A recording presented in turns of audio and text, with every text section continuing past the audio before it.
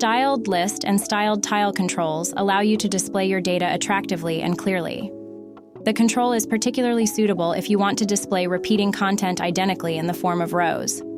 You create a template according to which each row of your data source is then repeated. In this example, we want to display order data in a styled list. Drag the control onto the screen and link it to the data source.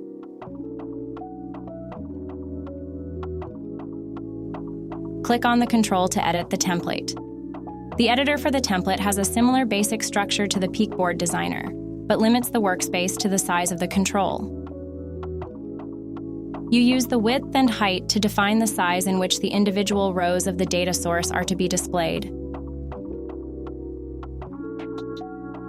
Drag the data you want to display in the list onto the screen and add elements such as headings or icons. Let's display the order number and number of items in the order by connecting the text control to the data source.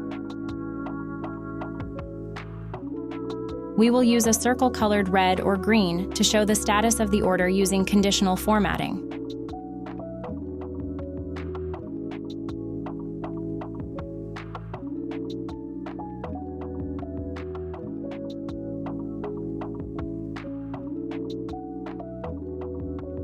Once you close the template, you can see your styled tile list.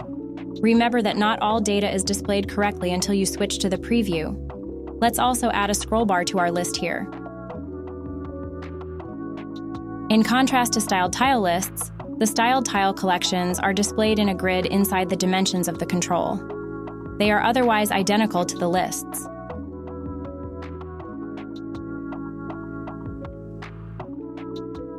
Here, we display the individual orders on rectangles, which are colored using conditional formatting.